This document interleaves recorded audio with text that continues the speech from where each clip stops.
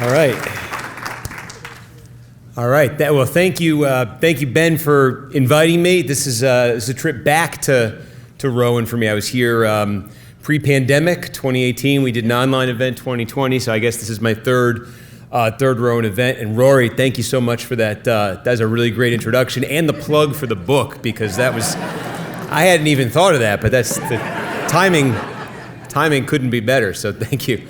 Thank you for that, and thank everybody, for coming out, for being here tonight.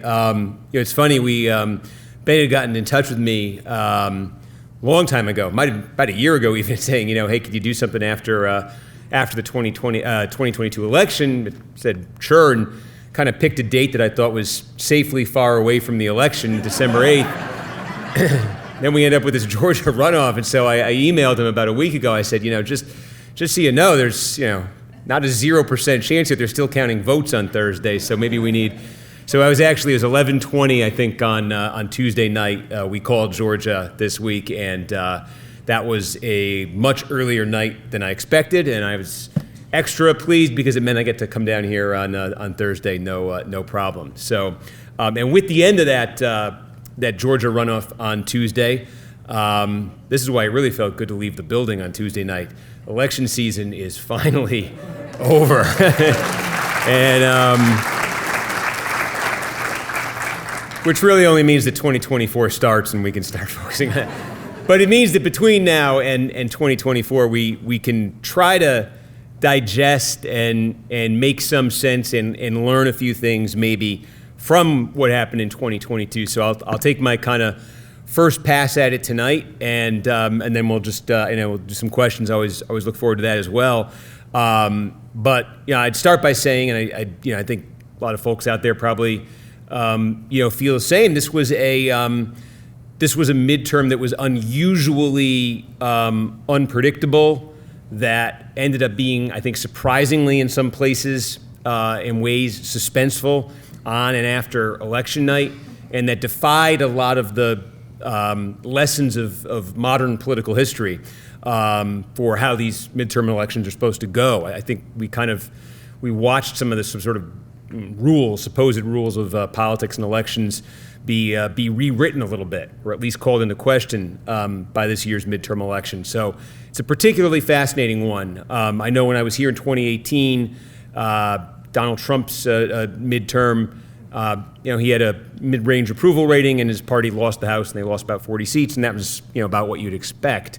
But that actually brings me to, I guess, a good place to start. Let me turn this on, and if I can handle that board, hopefully I can handle a clicker, but let's see. All right, here we go. So the way to set this up, I thought, is just let's take a look at some of the things we saw in the exit poll. And the exit poll isn't it's the best we have on election night. It's the best we have in the immediate wake of the election for questions like this. There'll be some studies that come out in the coming months that'll be, I think, a little bit better in terms of the numbers they offer. But this is the best we have right now outside of the actual election results about what was on the mind of voters, what was motivating voters, and what helps explain some of the results. So, right away, we asked, I remember, we get our first look at the exit polls at 5 o'clock on election night.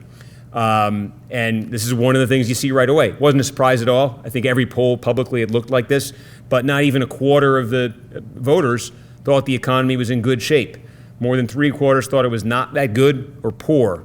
Those, I say, the rules of history, the supposed rules of political and election history, supposed to be a terrible, terrible number for the president's party when the public feels that way about the economy. And indeed, here's Joe Biden's approval rating. This is on election day. These are the voters, according to the exit poll, 44%. Again, that just historically, when you see the attitudes towards the economy like I just showed you, you would expect the incumbent president to be somewhere right around here, 44%. And so, in fact, this is the modern history. This is this century. And what you're seeing here is what was the exit poll approval rating on election day for the president, and what was the result? And again, we just showed you 44 for Biden.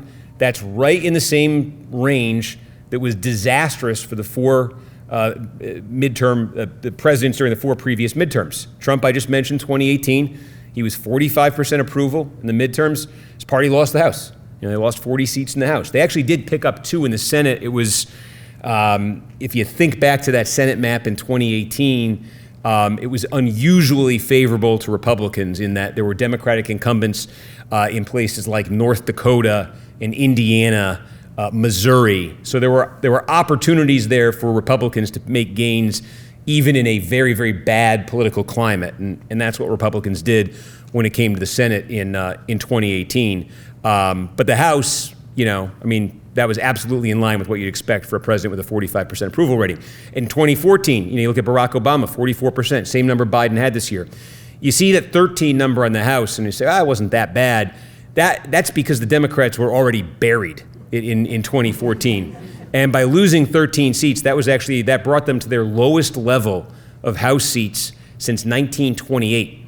So the real number there that was telling about why 14 was so disastrous for Democrats is the number on the right there, the Senate. They lost 9 Senate seats in 2014. They lost control of the Senate for the first time in 8 years. That was a wave election. I know that the House number was low, but relative to where Democrats were starting, they just didn't have much left to lose, and they pretty much lost everything in that 2014 midterm. Then 2010, I think this was very clear-cut. Democrats had control of the House. They lost 63 seats. There was a lot of low-hanging fruit there for Republicans. Republicans, picked up 6 Senate seats. They actually could have done better that year. They left a few on the table, no question. 2006, this was Bush's second term. The Iraq War the country had turned on the Iraq War. There were all sorts of Republican congressional scandals that year. And, Republicans lost the House. That ended 12 years of House rule for Republicans. Lost the Senate. And then you go back to 2002. There's an asterisk there because the exit poll in 2002 they had terrible issues with, and it's sort of a missing piece of history. So that you're just seeing there the Gallup pre-election poll. But the exit poll would have shown something very similar. Bush, this was a year after 9/11. He was still very broadly popular as a president, and that was the ingredients. A 63% approval rating is what it took for Bush and his party to pick up 8 seats in the House and to pick up 2 in the Senate. That was a smashing success. That was only the second time since the Great Depression that a president's party had picked up House seats in a midterm election. The other one was actually 4 years earlier with Bill Clinton in '98. There was a backlash to the move to impeach Bill Clinton as president in his second midterm. His approval rating was 68% on Election Day, and Democrats gained seats. Those are the only 2 exceptions. But again, you think about that. Bill Clinton in '98 was an exception, 68% approval rating. George W. Bush in '02 was an exception, 63% approval rating. That's what it's taken historically for a party, a White House party, to gain seats or just to have a good midterm. The president's got to be popular, right?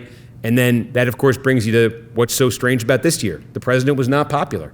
The Biden numbers, there you go. It says 2020. I told Ben I might find one more error in these things, and there it is. It should say 2022. My apologies. But we're talking about this year's election. Those Biden numbers were absolutely in line with all of the disastrous midterms I just outlined. The attitude towards the economy, just as dire as in 2010, when Barack Obama and the Democrats got their clocks cleaned. And yet, Democrats do lose the House, but only 9 seats. The damage there for Democrats could have been much, much worse than that. And in fact, we didn't call the House. I think we called it 8 days after election. It took 8 days for us to actually call control of the House. We'll get to this in a little bit. Democrats could have done better than only losing 9 seats too. There's a number of seats and a couple of things that happened that they're probably ruining right now. Because there was a scenario there where they actually could have held it. And then, of course, with that Georgia Senate result the other night, the Democrats actually post a net gain in the Senate to go from 50-50 to 51-49. Again, it's by any modern historical standard to only lose 9 seats in this climate, to only lose 9 seats with as much as was sort of on the table for Republicans, and to gain 1 in the Senate, that would be a good result for any White House. But again, against the backdrop of inflation, the economy, and an approval rating like this for Joe Biden, it really is kind of this is where I say the rules of politics feel like they get blown up a little bit here. So why? I think I was trying to figure out what's the best single number that explains this, and I think it's what I'm about to show you. And again, this is from the exit poll, but this is independent voters and how they broke in these recent midterm elections. And again, I just took you through all those midterms that were a disaster for the White House party. These are all those midterms. These are all presidents who had approval ratings that looked just like Biden's did in this election. And look at that, George W. Bush in 2006. In that midterm, the independents went for Democrats by 18 points. In 2010, Barack Obama, the independents went for Republicans by 19. In 2014, they went for Republicans by 12 against Obama. In 2018, they went for Democrats by 12 against Trump. In all of these midterm elections where the president's been unpopular, the midterms have broken, the independents have broken decisively for the opposition party, and yet this year, Democrats won the independent vote. They won it by 2 points. That is the number that stands out the most to me from these exit polls. Despite Joe Biden's unpopularity, despite the condition of the economy, despite the general attitude towards conditions in the country today, life in the country today, all very negative, all the indicators in the polling, very negative about it, a lot of pessimism. Despite all of that, the group that has in modern history always swung against the White House and against the president, given a set of conditions like I'm describing, actually sided with the president's party. So what caused them to do that? There's a couple ways I think of looking at it. First thing I'll show you is, and I think this is worthwhile, but before I put it up, I want to explain, this is again from the exit poll. The exit poll asks folks what the most important issue is, but my one quibble with it, I don't get to design it, is we pick 5 issues, and we say which of these 5 is the most important to you. So this doesn't necessarily mean we're capturing what was the most important issue on the minds of every voter. They're just looking at this list of 5, and they're picking from it. But I think nonetheless it's telling. So it goes up. Yeah. So you can see here, you pick up a couple differences here. We broke this down by party. These are the 5 issues: inflation, abortion, gun policy, crime, and immigration. And you can see there, among Democrats, they cited, by far the most commonly cited issue was abortion.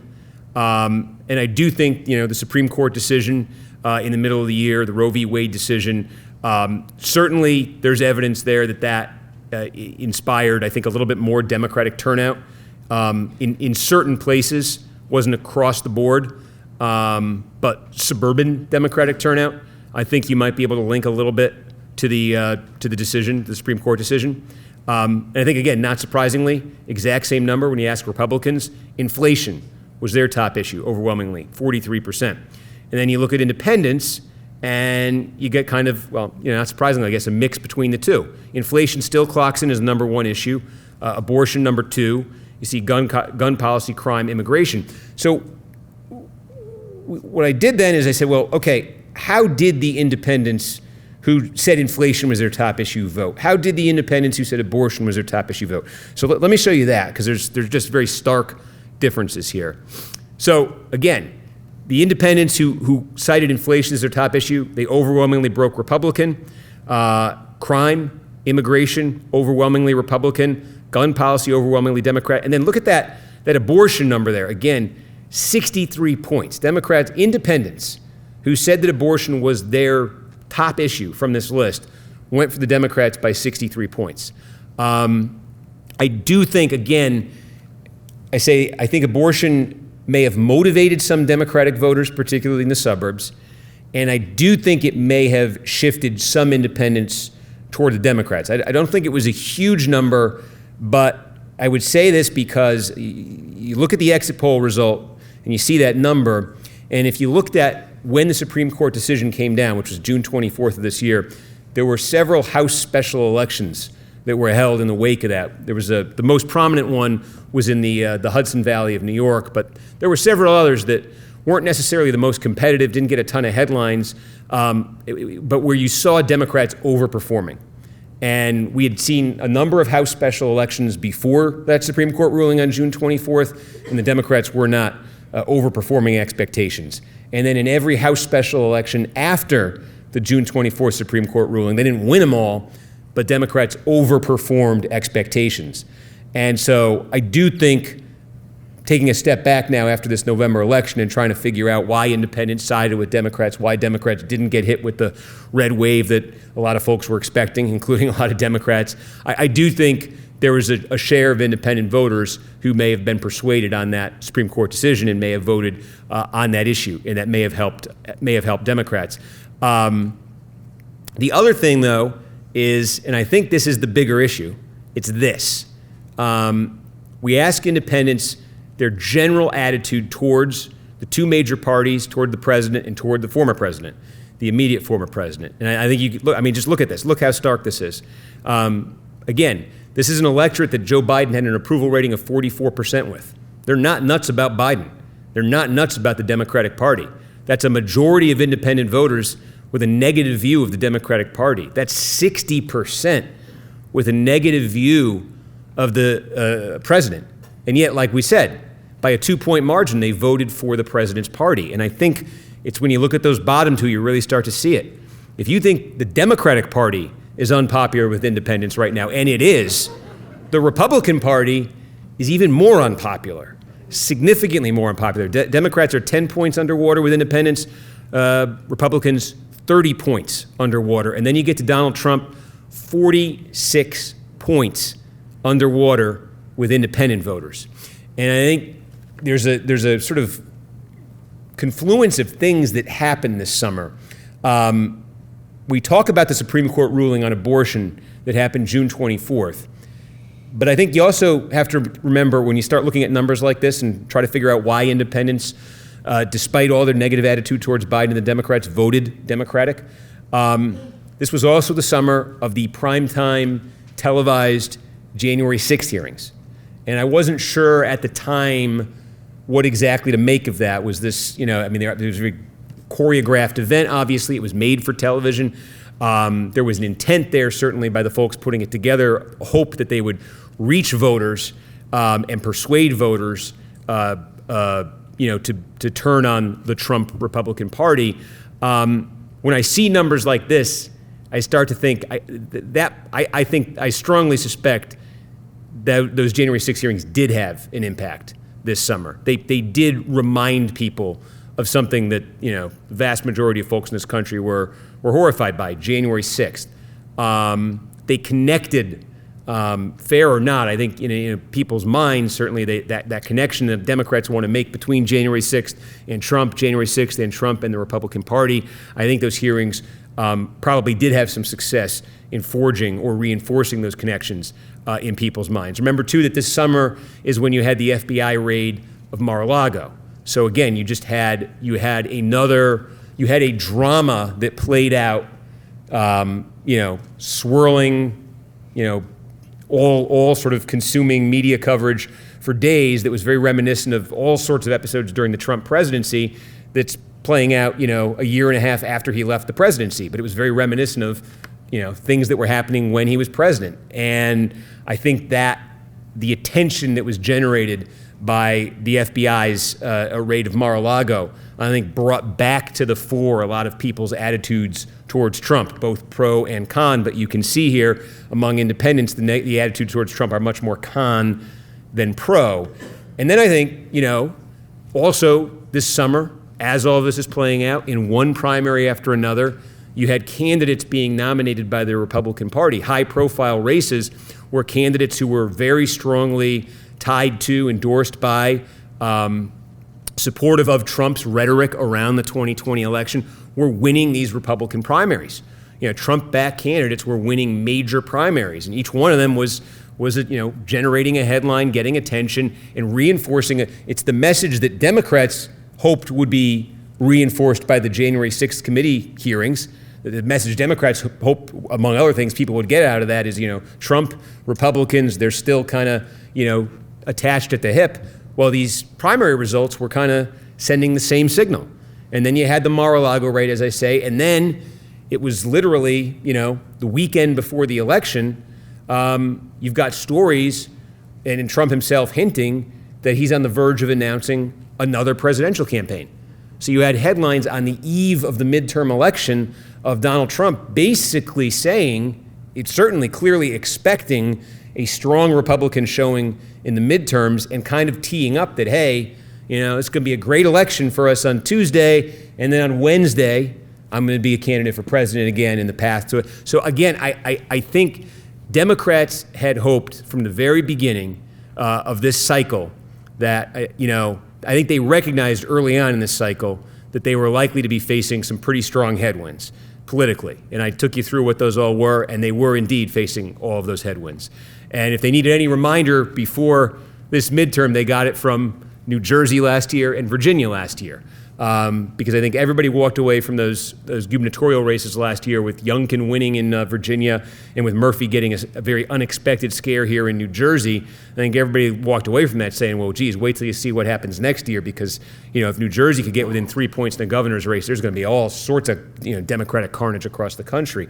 So Democrats were bracing for that, and they were hoping that, and they saw in Donald Trump, the lingering presence of Donald Trump, an opportunity to sort of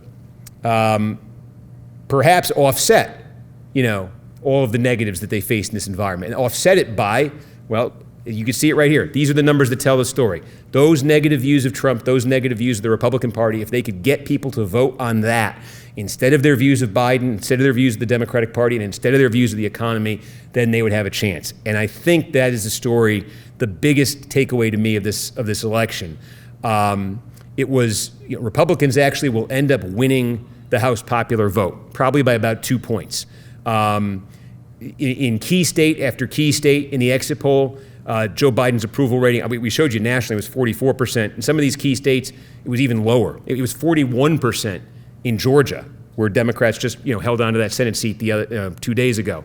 So Biden was very unpopular in some very key places, and yet the Republican Party nominated candidates, in so many instances. Georgia, good example. Herschel Walker, recruited into the race by Donald Trump. Trump campaigning for him, Think of the Arizona Senate race, the Arizona governor's race, the Nevada Senate race, the Pennsylvania Senate race, all of these Trump-aligned, Trump-backed candidates. And you had an electorate that was, I think, primed initially to do what we expect, in a midterm an electorate to do, to send sort of a message, almost a brushback pitch, at the president. And they kind of reversed course. And they were more eager to vote against Trump and the Republican Party.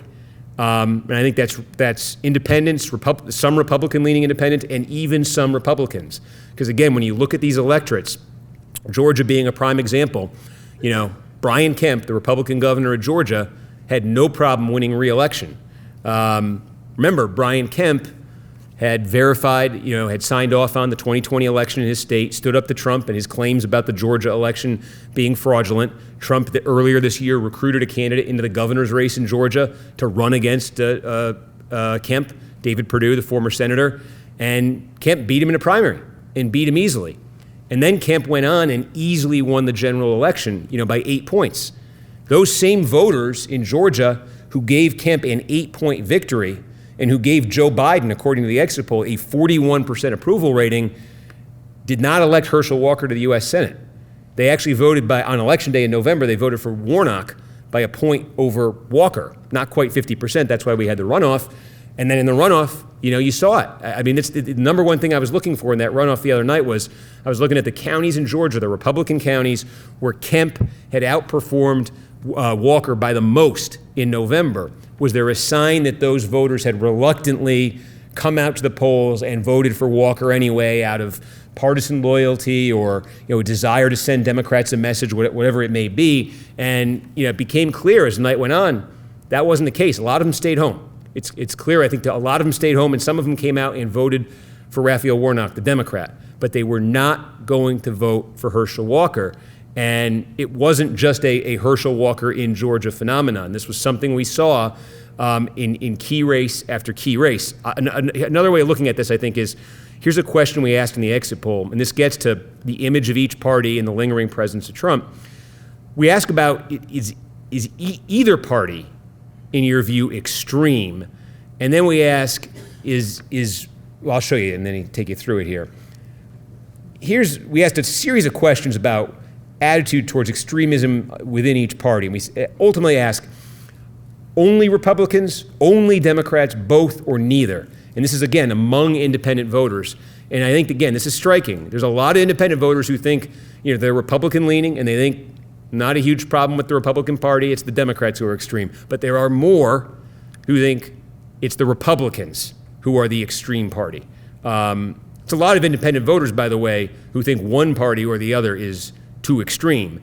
But Republicans, that's not insignificant. A 7-point difference between those two parties, I think, is not insignificant when you're trying to figure out why independents sided with the Democratic Party under these conditions. Another one we asked here is this: among independents, state of democracy in the United States, is it secure or is it threatened? And more than 7 in 10 independents said that democracy in this country is under threat. How did independents break, depending on how they answer this question? Well, again, you can see it right here. Those who said democracy was secure, that was the result Republicans were more or less expecting among Republican voters. And they sided with Republicans by 6 points. Republicans were hoping to win independents by more than 6, but folks who thought independents who thought democracy was secure in this country, you could see they probably then voted on inflation, on attitude towards Biden, something else, something other than that. And then you see those who say it was threatened, 22-point swing. Democrats winning that vote by 16 points. And there are a lot more independents who say they consider democracy threatened than who consider it secure. And again, I think this ties into Trump, this ties into January 6th, this ties into the primetime hearings this summer. And I think, again, this gets us to an explanation, or at least to a strong suggestion of why independents sided with Biden. One other set of numbers I wanted to show you is there's independents and then there's pure independents. And the difference being this: a lot of folks who will say they're independents, or will tell pollsters that they're independents, or will even be registered as independents for that matter, are functionally Democrats or Republicans. Meaning, registered independent, but when you get down to it, they haven't voted for a Republican in 20 years. They're actually functionally Democrats. Or they haven't voted for a Democrat in 20 years. They're actually really Republicans, but they just, maybe it's self-image, whatever it is. There's all sorts of psychology here. But how about the voters who are truly, purely independent and don't lean to one party or the other party? There's a lot smaller number of them than the number of overall independents. And this one is not from our exit poll. It's actually, there was drama in the exit polling world after the 2016 election, and the AP split off. We used to be, NBC, ABC, CBS, we used to all be partnered with the same, we were all a consortium, and we all kind of got the same exit poll. There's now 2 rival exit polls, so I'm going to, don't tell my bosses, I'm going to share a number from the competitor exit poll right now. But I did think this was a clever thing that they did, and I do think it's worth sharing because it sheds some light on what we're trying to get at here. This is pure independence. This is how the pure independents broke in a series of key races. And again, I think you'll see a clear pattern here. These are the pure independents, and you look, Arizona governor's race, Kari Lake, there may not have been a candidate in a major race in the country this year who was more proudly tied to Trump, his claims about the 2020 election, and in the aftermath of the election, certainly she's continued to do that, but then Kari Lake. And there wasn't a Republican candidate in a major significant race that got clobbered among pure independents more than Kari Lake did in Arizona. The Nevada Senate race, Adam Laxalt, who was endorsed by Donald Trump, who in the wake of the 2020 election had initially aligned himself with Trump and his claims about the 2020 election, tried to moderate that a little bit here in 2022, but had been endorsed by Trump in his primary. Big reason, I think, that Laxalt was the nominee in Nevada. Again, Democrats, the pure independents in that race broke for the Democrat, Catherine Cortez Masto, by 21 points. Mehmet Oz, endorsed by Trump. Pennsylvania also, you had Doug Mastriano, the gubernatorial candidate for Republicans, who, again, echoed all of Trump's claims about 2020. 20-point win for the Democrats among the pure independents there. And you contrast that with Brian Kemp, who I was just describing, went to political war with Donald Trump, opposed Trump's claims about 2020, said the election had been fair in 2020 in the state of Georgia, survived a primary challenge sponsored by Donald Trump. Kemp didn't win the pure independents in Georgia, but he came close. I mean, look at that difference between Kemp and the other Republicans you see above him right there. He came close, and like I said, overall, the electorate was actually, in Georgia and nationally, was actually a Republican-friendly electorate. This is, I can say it again, an electorate that, Joe Biden was not popular with, the Democratic Party was not popular with, an electorate that believed inflation was, in many cases, the top issue facing the country, that didn't think the economy was in a good place. And so for Kemp, he could lose the pure independents by a few points and still win easily because the electorate was so Republican, generically speaking, the electorate was so Republican in Georgia. You had to lose as a Republican in Georgia, you had to offend Republican-leaning voters. Brian Kemp didn't do that. Brad Raffensperger, the Secretary of State in Georgia, who Trump had also gone after in a primary this year, didn't do that. Raffensperger won easily. The only Republican who had a bad night in Georgia in November statewide was Herschel Walker. The only Republican to lose, officially now, a statewide race in Georgia this cycle was Herschel Walker. So again, the question of the Trump factor, and again, I think that the political impact, it's something I admit, like in real time, I was watching those January 6 hearings this summer, and I had all sorts of doubts whether that was going to have any political impact.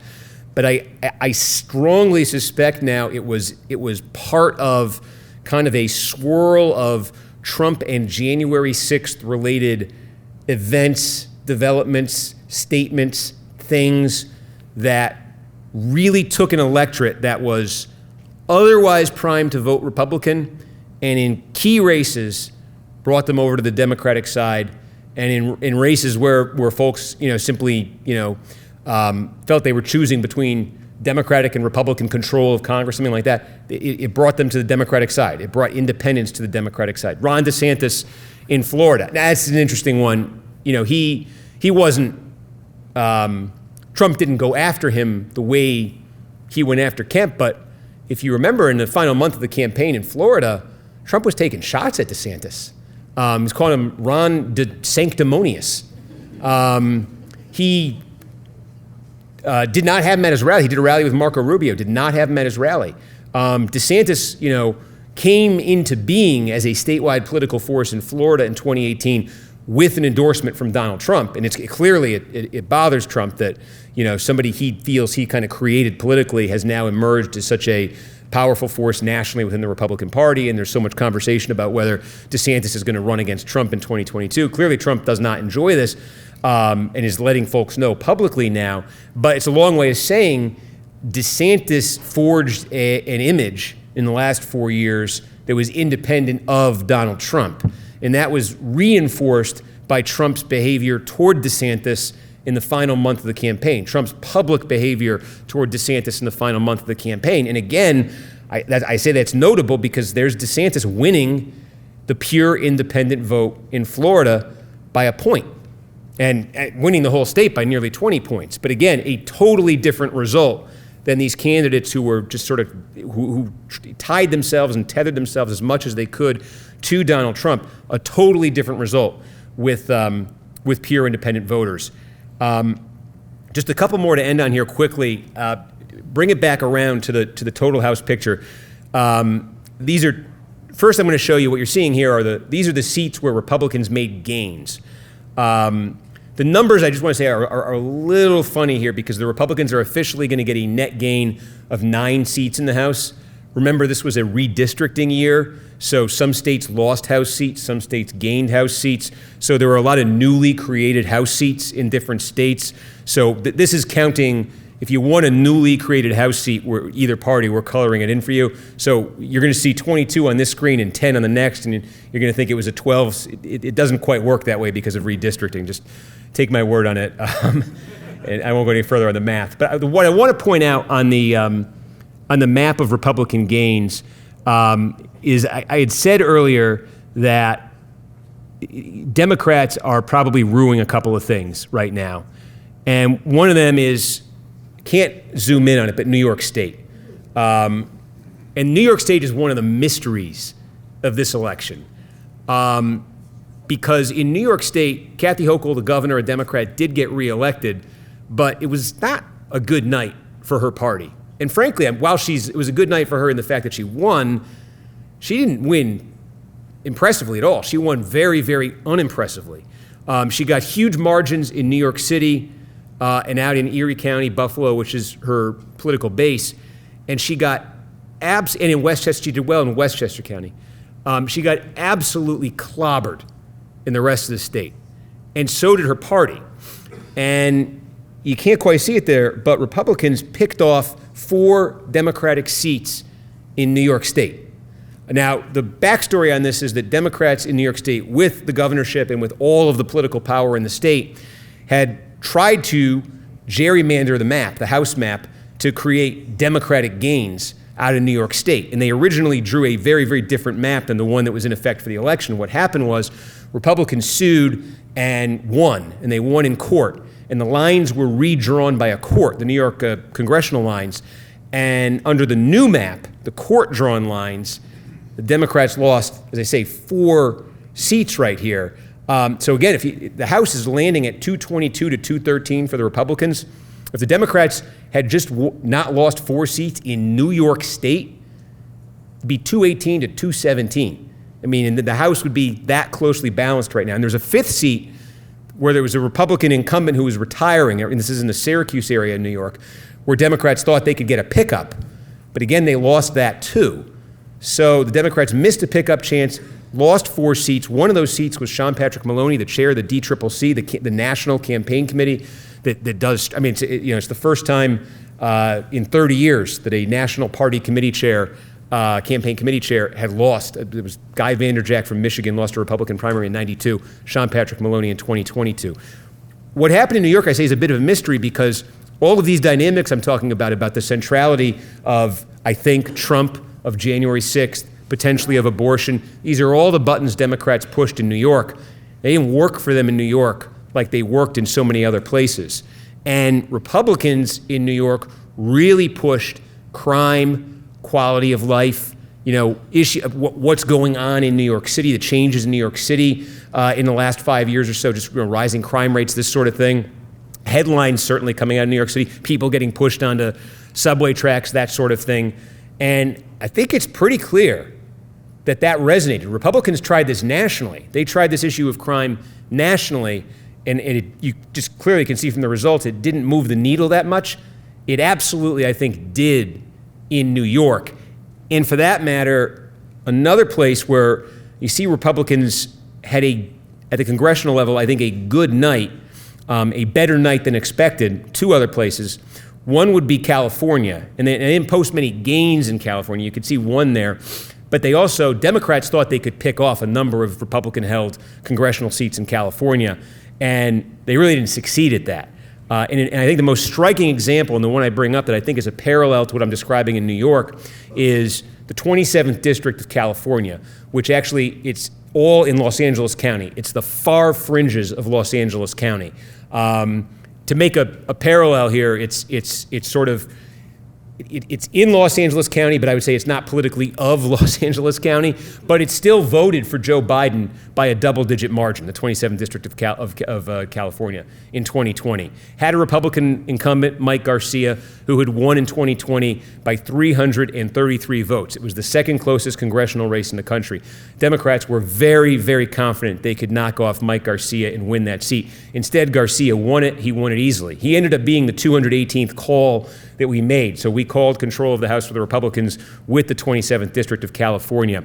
But I believe that the dynamic I'm describing in New York happened in Southern California and happened in the Los Angeles area as well. In the city of Los Angeles, you had a Democrat win the mayoral race, Karen Bass, a congresswoman, but it was close. And she beat a former Republican, a wealthy former Republican named Rick Caruso in a relatively close race. And similar to New York, there's all sorts of attention in LA County, in Southern California, in and around Los Angeles, to issues of crime, of quality of life, of homelessness. There's a lot of local news coverage along that. I think the same dynamic that delivered Republicans wins in double-digit Biden districts on Long Island and double-digit Biden districts in the Hudson Valley delivered Mike Garcia a win in the 27th District of California, kept Democrats from picking off a couple of other Republicans in Southern California who on paper they thought they could beat. And you also see in Oregon there, right outside of Portland, city of Portland, where there's also been a lot of attention to issues of crime, of quality of life, of homelessness.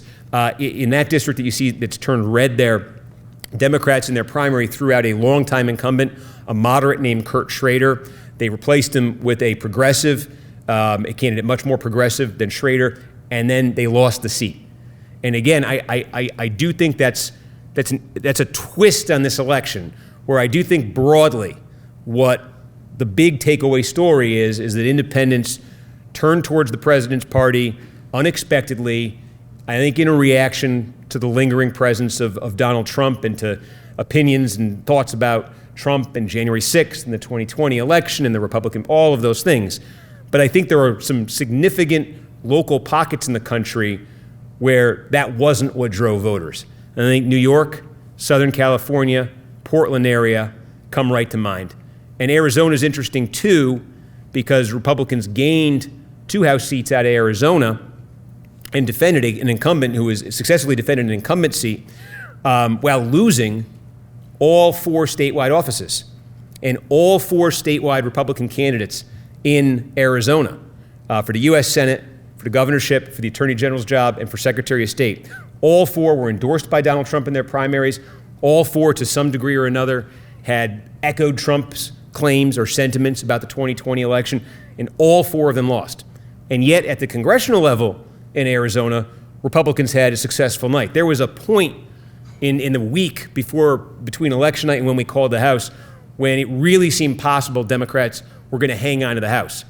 And that was before Arizona's a slow counting state. That was before Arizona's slow, Oregon's slow, and California's slow. It was probably the Friday of election week, I would say. I think there was a real chance Democrats were going to control the House.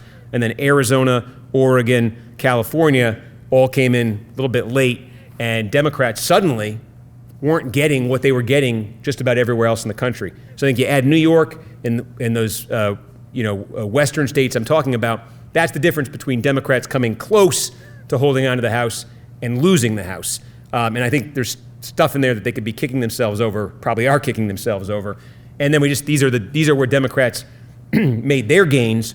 And again, they're very small in here, I apologize, but if you look at Washington State, the southwest corner of Washington State, and if you look at Michigan, western Michigan, it's very small geographically, you could see a little blue speck right there.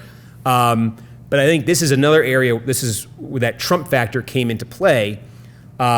These are 2 districts where Republican incumbents who voted to impeach Donald Trump were defeated in primaries. So the 3rd district of Michigan, which is Grand Rapids area, Peter Meyer was a freshman Republican. One of his first votes as a member of the House in January 2021 was to impeach Trump. And Trump backed a primary challenger to him. Primary challenger won this summer pretty easily.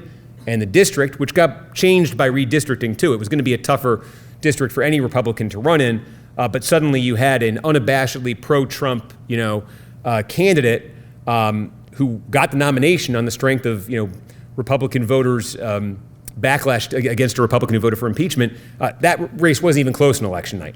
About a 14-point win for the Democrats.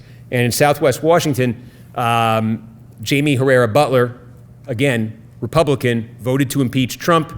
They do it's not a party primary in Washington. Everybody runs on the same ballot and the top 2 advance, but Herrera Butler was beaten out for one of those 2 spots by a pro-Trump Republican who then lost the general election. This in a district that Trump had carried by 7 points, and it's even more generally Republican than that. So again, I think that gets to those are seats Republicans, I think, left on the table. Those are individual seats that Republicans left on the table. You could also, there's one in North Carolina there, one of those newly created seats, the 13th district, where again, somebody closely aligned with Trump lost, I think, a very winnable race for the Republicans. So, in addition to sort of just the big picture kind of climate that I think Trump's lingering presence created for Republicans, the challenging climate that it created for them. There's individual races we can point to at the House level where, Republicans are sitting there 222, 213. We're following the story now of, can Kevin McCarthy, the Republican leader, keep enough Republicans from breaking against him to get the votes to become Speaker? He'd have more of a pad. Republicans would have more of a pad by at least a few seats. I think certainly in the 3rd District of Washington State, if Herrera Butler were the nominee, I suspect certainly Peter Meyer in the 3rd District of Michigan would have had a fighting chance of hanging on to that seat, and even in the 13th District of North Carolina. So you can find a bunch of examples like that where I think Republicans just left seats on the table is the only conclusion. Final thing, I'll end on this. Like I said, Democrats are feeling great about how this election went, maybe playing the what-if game about, hey, is there a way they could have kept the House? But like I said, overall, this was not an electorate that likes Joe Biden. This was not an electorate that likes the Democratic Party. This is not an electorate that's very optimistic about where the country is or is heading right now. And this is an electorate where Republicans did still overall win the popular vote for the House. And they get control of the House, but they did win the popular vote for the House as well. And also, there's this. One of the stories coming out of the 2020 election was that Republicans and Donald Trump had made some gains with non-white voters. So what you're seeing here is the exit poll. We'll get better data on this in the coming months, but here's the party margins based on race and ethnicity. The two that jump out, I'll show you just in comparison to 2018. I think you could see, look at those shifts among Hispanic voters and among Asian American voters. In 2018, the last midterm, Hispanics in the exit poll were for Democrats by 40 points, and for Asian Americans, Democrats by 54 points. We'd already seen in 2020 Trump make inroads, particularly with Hispanics, and I think Republicans took those inroads that had been made in 2020, they kept them in 2022, and they expanded on them in 2022. So it's a long way of saying that, well, I think Democrats are justifiably happy about how 2022 went for them. And while there's some clear issues politically for Republicans to grapple with, and they're going to have to deal with heading into 2024, there's a longer term, and when I say longer term, it could be 2024 and it could be beyond 2024. We'll see. But I think there are things here for Democrats to be worried about as well long term. What I talked about in terms of New York, in terms of California, in terms of the Portland, Oregon area, there were concerns in those places that kept voters from voting Democratic, despite all these attitudes about Trump. And there's also, as I said, this trend that's really emerged in the last 5-10 years of Republicans making gains and inroads with non-white voters. And it's something Democrats, even with their emphasis, on Donald Trump and all those poll numbers I just put up there, it did not keep Republicans from maintaining those gains from 2020 and from building on them. And if Republicans can continue to make gains, particularly among Hispanic voters, very fast-growing group of the electorate, that could change, that can alter the math significantly in as early as 2024, but longer term too. If this is a long-term trend, you could be seeing a much bigger reorienting of our politics that may not become apparent for another 10 years or so. Sometimes that's how these things work. But I think there were warning signs there in 2020 for Democrats with non-white voters, and those warning signs are still there. So, the Democrats probably happier than Republicans emerging from this election, but I do think both parties have some questions they've got to grapple with, and that's up to them to grapple with. So now on that note, I'll end it and grapple with whatever on your mind.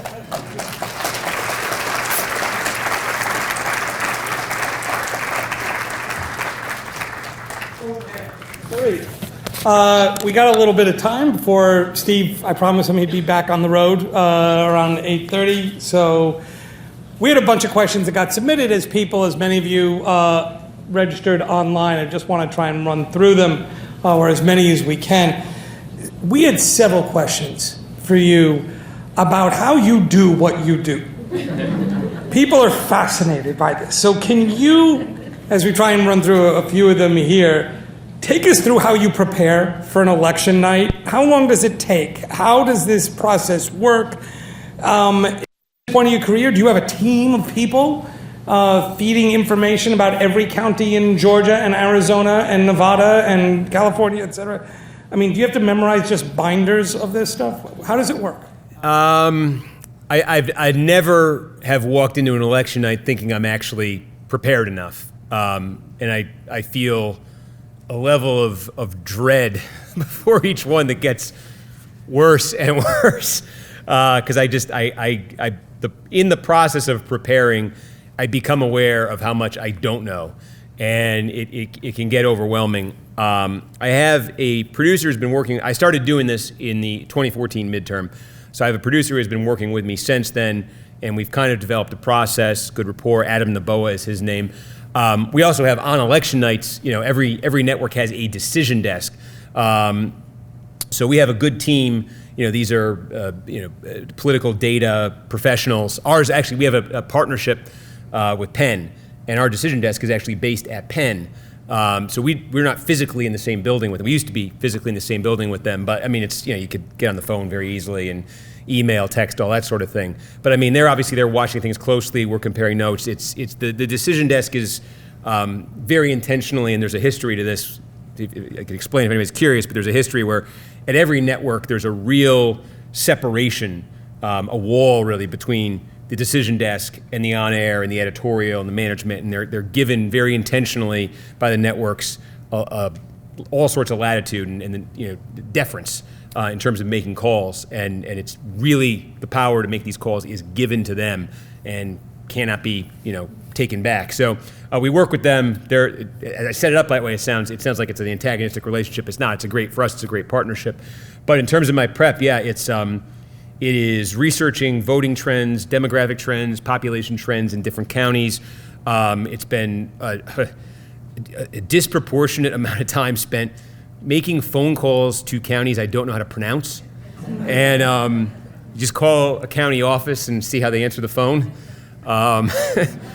And sometimes I have found there are counties where not everybody says it the same way. There's probably like the east part of the county pronounces it one way, and the other's Wilkes-Barre. It's not, Wilkes-Barre, Pennsylvania is an example not of a county, but of a place where that's true. And what's also become a huge component of it for me that I spend a ton of time doing is calling county clerks and election administrators, because in the era we now live in, not everybody is just going out to the polls and voting on election day. They're voting by mail, they're voting early in person, and these different types of voting produce very, very different results. The mail votes are overwhelmingly Democratic. The same day election day votes tend to be, somewhat to extremely Republican, and the early in-person vote tends to be favorable to Democrats, but not, overwhelmingly. Those are the general trends, but what it means is as we're watching the results come in, I need to know if we get a big batch of votes from, Fulton County or something in Atlanta, I need to know, all right, we just got 250,000 votes. Whether that's a good number for Warnock the other night depends on, am I looking at mail-in ballots? Am I looking at, early in person? If he's getting, 68% of the vote in a batch, and it's the early in person, that's incredible. That's great for him. If that's the mail, that's bad for him. So I need to know what the sequence is going to be, and they're not, in many cases, they're not very transparent about this as they report the vote out, and they can be very haphazard with it, and they can be very arbitrary, and there's all sorts of things. So it's it wasn't as much a thing in the runoff in Georgia because we've been through it in November, but in the run-up to November, it was looking at every battleground state or potential battleground state, and then looking at what are the key counties going to be, poring over. We have records from previous elections of, we have a record of every vote update in every state, hundreds a night, hundreds in the election week. So it's looking at those logs, trying to discern what the patterns are, where the question marks are, which counties take the longest, which counties have and just call the administrators, get them on the phone and say, can you talk me through it? What are you going to do? And some of them they're so totally into it, they love it, they love the question, and it's great. I just sit there taking notes and I get the exact process, played out. Some of them I'm kind of, I walk away baffled that these people are in election administration because they don't seem to know anything about it or care. And sometimes they're giving me great information and they're very well-meaning. And the thing I've learned is just because it's what's the old saying, the Mike Tyson saying, everybody's got a plan until they get punched in the face. I think it's true with election administration too. They have a plan for how they think the night's going to unfold in the vote reporting, and then we're looking at the results come in, and it's like, I'm like, this is not what they told me. And sometimes if I have a good relationship, I can text them or call them, and they just, hey, look, we didn't expect it, and the mail's going to be 6 hours late or something like that. Your book, The Red and the Blue, suggests that Americans have become more tribal in their politics, overwhelmingly committed to their side. In any given fight, each side retreats to their corner. But in places like Georgia and Nevada, we saw a resurgence of ticket splitting. So were people just less tribal when it comes to MAGA Republicans, or is there something else? Maybe we're pulling away from tribalism. People are ready to split votes the way they did a generation ago. Yeah, I think the short answer is so. There was some ticket splitting. Georgia's a great example here. What it was a generation ago, though, was vast. You could have a Republican candidate for president win a state by 30 points, and a Democrat, win the Senate race almost unopposed. Now we're talking about Georgia as an example. Brian Kemp, 53, Stacey Abrams, 45, governor's race. Senate race on election night in November, Raphael Warnock, 49, Herschel Walker, 48. So, I mean, there is a ticket split there, and it's a significant, meaningful one, and that's the theme of my presentation tonight, is trying to figure out what was behind that, because it made all the difference in so many of these races. But it's still to me, it's still a very small number of people. It's interesting, though, because, like I said, my initial read of the election is that in places like Georgia, places like Arizona, places like Nevada, a bunch of other places, that type of voter, that potential ticket splitter existed in small but crucial numbers, and what ultimately was the tiebreaker for that voter had more to do with Trump and the Republican Party than Biden and the Democratic Party, though that same type of voter existed in New York State and Southern California and Portland, and in those places was swayed by something else. So they do exist. I don't see anything yet that suggests the numbers are about to swell, but to me, it was just sort of this convergence of things where they exist in small numbers, and the small numbers really, really mattered in this election. We had a bunch of questions about 2024. So given our time here, we could sort of talk a lot about it. Let's do a little bit of a lightning round here. So let's start with the presidency in 2024. Should we assume a Biden-Trump rematch? Should we assume a Biden-DeSantis rematch? Should we not assume that Biden is going to be the nominee? What does 2022 tell us about what to expect in 2024 on the presidential level? And then I'm going to get to the Senate, then I'm going to get to the House. So you got to do it quick. Well, I mean, look, the cheap answer is the one thing I've learned doing this is don't assume anything. I do, in terms of Biden, look, if he wants to run for re-election, he's got to be feeling, boosted by this. And I think the Democrats who, I think it's clear, have reservations about Biden as being their nominee at 82 years old in 2024 for various reasons, it's a lot harder for Democrats to make the case coming off a midterm like this to their fellow Democrats that, Biden's this huge problem for them when he just had a midterm that was much more successful than Obama. It's so ahistorical. And I think the other thing that sort of helps Biden too, if he does want to run again, is I know among Democrats there's a lot of concerns about Kamala Harris and whether she would be the most electable option. And if not Kamala Harris, who?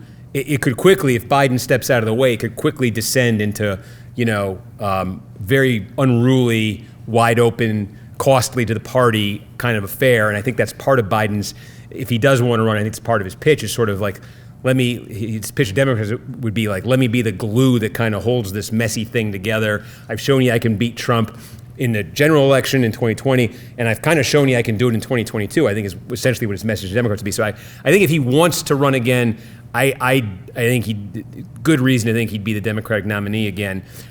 Trump, DeSantis, I do have the feeling that if it's not Trump, it's DeSantis. I have a hard time seeing, who else. The thing I want to see in the next 6 months is is there a movement of influential Republican elected officials or influential Republican figures, and that includes media figures. Is there sort of a concerted movement to get behind DeSantis, to make DeSantis sort of the de facto alternative to Trump? Because I think that's what it would kind of take for DeSantis or for anybody to actually beat Trump in a primary or to have a chance against him.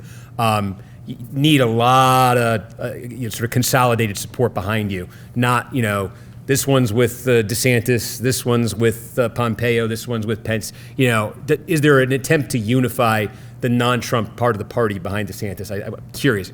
What does DeSantis himself want or do is a huge variable. So, we'll see on that. So let's talk about the Senate in 2024, which 6 years ago you talked about. I mean, these are the same states that are up. It's a positive year because there are a lot of red states that happen to have Democrats or did at the time have Democrats. So is it a really rough map for Democrats in the Senate in 2024? Will conventional wisdom be that the Democrats are not going to be able to maintain control in a presidential year? Yeah, I mean, that's why for Democrats getting a net gain, getting it to 51-49, as opposed to staying at 50-50, was one of the reasons it was so crucial for them. Is when you look at the map for 24, it's less bad for them after 2018 because they lost a lot of like I was saying, they had a seat in North Dakota in 2018. That would be an obvious, almost certain loss in 2024. That's gone. They had a seat in Missouri. That's gone. They had a seat in Indiana. That's gone. So what's left? Where are they most vulnerable? What did they hold on to in 2018 that's going to be really vulnerable in 2024? Top of the list is West Virginia. That was the most pro-Trump state in the country. He won it by more than 40 points twice. Joe Manchin, a Democrat there, what's he going to do? Is he even going to run again? I believe Manchin's the only Democrat who could win that seat, and I'm not even sure Manchin could win it. Manchin in 2018 barely held on. He won by 3 points.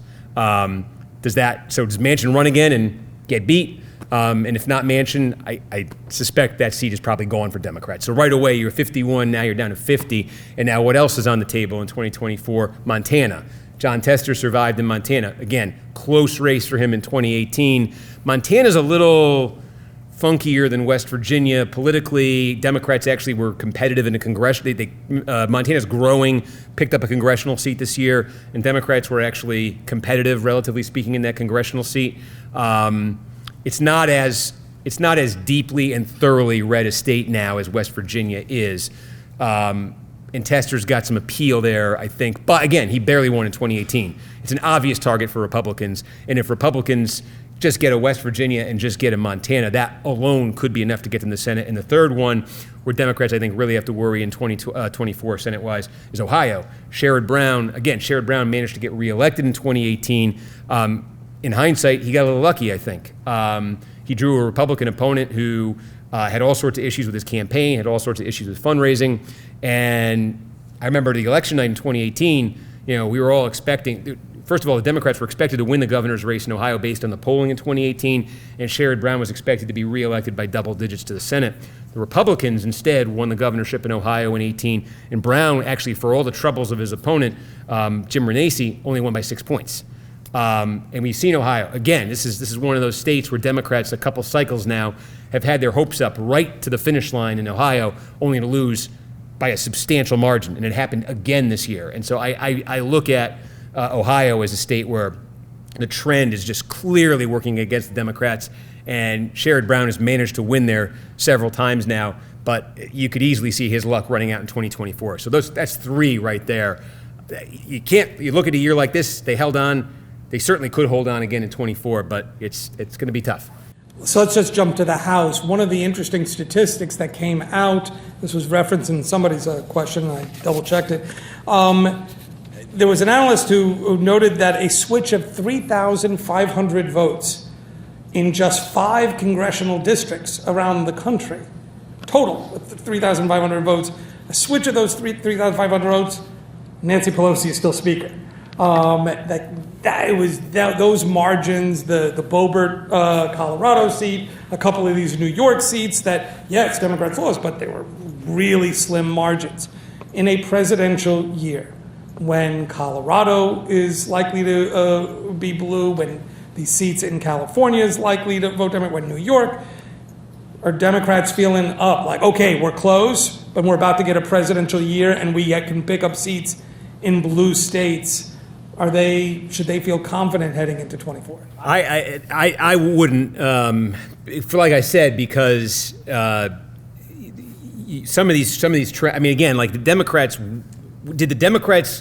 if you want to say make as a statement that Democrats kind of won the midterms this year. Now they lost the House, so did they really win the midterms? But I mean, in terms of like how each party walks away feeling, I think Democrats walk away feeling better than Republicans do. So if you want to define that as winning, then Democrats won the midterms this year. But did Democrats win or did Republicans lose? And the weight of the evidence to me suggests that Republicans lost the midterms much more than Democrats won them. If that's your way of understanding winning and losing. Those New York seats, I mean, okay, so like 2 on Long Island that Republicans picked up. One of those seats had voted for Biden by 14 points. And the other one, I think, had voted for Biden by 8 points. So those are dramatic swings. And again, that is with Democrats pressing every button they could on Trump, on January 6th, on abortion, all these things. They thought a district Biden won by 14 on Long Island. Democrats thought that combination would surely save that seat, and they lost it. So I don't know that automatically comes back with a Democrat running at the top of the ticket in 2024. And like I said, there are how the issue in a place like New York, New York State itself. We're not talking about becoming a swing state, but if you're talking House in 2024, if crime continues to emerge as a major issue around New York, around LA, other parts of the country. I think one thing we saw here in 2022 is that has the potential, at least in a localized sense, to override some of these national things, and I think it definitely did this year. Not many national political reporters cut their teeth covering New Jersey politics. You did. We're proud of you for that. So the question came, if you have a colleague who wants to understand politics in New Jersey, what do you tell them? How are we different from the rest of the country, and how are we the same? You're different because you're fun.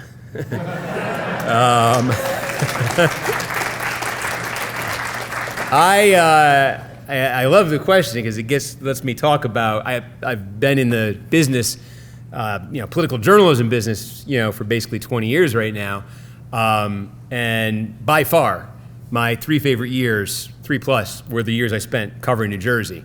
And I'm not just saying that because I'm in front of a New Jersey crowd. I say this in front of non-New Jersey crowds, and I try to taunt them with what they're missing. It was the 3 years there's always something, right? I mean, it was like the 3 years I was here, though. I came in at the end of the summer of 2002, ancient history now, 20 years ago. But it was, a U.S. Senate race was playing out in New Jersey that year. Bob Torricelli was the Democratic incumbent. He's running for re-election, and control of the Senate was on the line. It was Democrats controlled it by a sliver. George W. Bush was the president, and Torricelli had been under investigation. He'd been under federal investigation. He was almost indicted. He got reprimanded by the ethics. It was similar. The circumstances were very similar to Bob Menendez when he ran for re-election in 2018. This is back in 2002, and I got to New Jersey, and fresh out. This is no experience, no practical experience, covering politics. New Jersey itself is brand new to me. Torricelli has just been formally reprimanded by the Senate Ethics Committee. He's fallen 10 points behind in the polls. This is the seat that could cost Democrats control of the Senate.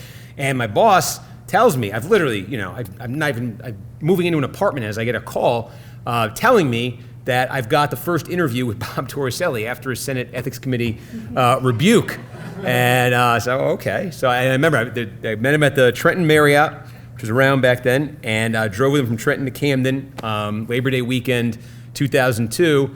And I mean, as I went in this thing thinking, I got the interview with Torricelli, no one else did. I must be pretty good at this. And I realized in about 5 minutes why I got the interview with Torricelli. It was because I was brand new to this, and I could be walked all over. And he was Torricelli, for anybody who remembers him or is familiar with him, is a very aggressive politician. And He took advantage of that situation. But I like to think that I learned fast. I experienced and got to cover and report on all sorts of. What makes it so interesting, I think, is just a couple of things make it so interesting. One is the power that exists at the local level.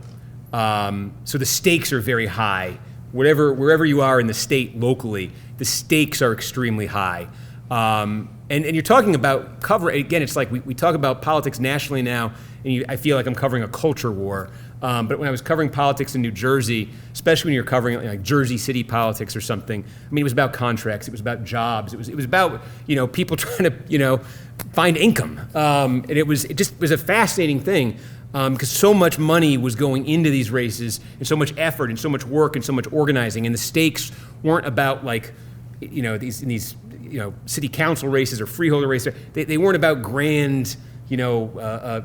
Jeffersonian principles or something. It was about who's getting the tow truck contract, and but it made it interesting, and there was all the petty corruption and it was I don't know. It's truly my favorite stories that I learned were for instance, I heard a story that from the old days. I won't name any names, but like somebody told me how a particularly prominent person, behind the scenes kind of player, used to pay bribes. This goes back 50 years, and the way he would do it apparently was he would fix races at Monmouth Park, and the payoff to the politician would be 6th race, 3rd horse.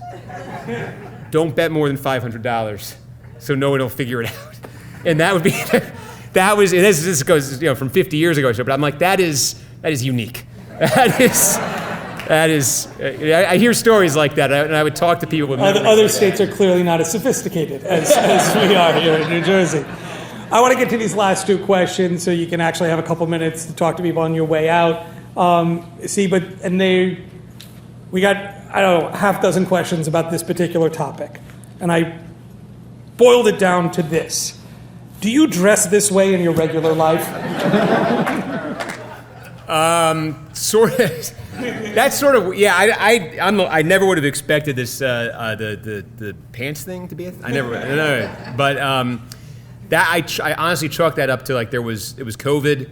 There was a lack of adult supervision at 30 Rock where I work. Everybody was remote, including my bosses, and I was just kind of like dressed in the khaki pants, and 5:45 we're going on the air at 6 o'clock on election night, and I was like, oh, I don't want to put all these dress clothes. I don't feel like it right now. I just put a dress shirt on and a tie, and I went upstairs.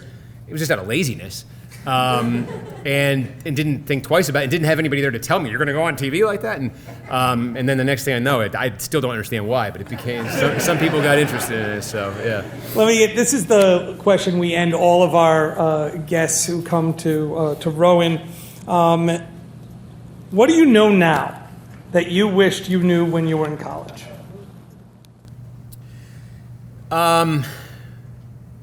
Well, it's sort of that expression, right? Youth is wasted on the young. I think when I was in college and just getting out of college, I was in a hurry. I think in some ways, you just heard it. That wasn't in college when I was covering New Jersey, but I was right out of college. And I look back now with great appreciation and great fondness over, I think as you can tell, over the 3 years I spent, covering politics here, and I'm still in touch with a lot. I met some incredible people, some I'm still very much in touch with, some unfortunately have passed, but they're very important people in my life. And, I appreciate it now. I appreciate the experience I had now. And I think when I was going through it, this is an extension of college. I'm saying the greater college area of my life. I think I was mindful of like, all right, I got this job. I want to try to make a name for myself. I want to try to, it's like anybody else. I want to try to move up in this profession. I want, I had my eyes on like, well, I guess I got to go to D.C., which is where I ended up going after 3 years in New Jersey. But I think when I look back on it, I you can hear it in the way I describe it. I didn't fully appreciate. I was in too much of a hurry to fully appreciate, what I had. I do now, but I didn't necessarily then. So. And we appreciate you. Let's thank Steve Kornacki for a great, fascinating evening. Really just wonderful. I want to thank all of you for coming out. Let me just thank all of you for coming out tonight. We're going to have several more of these events as we move into the next semester. But until then, everybody have a safe trip home. Thank you for coming out.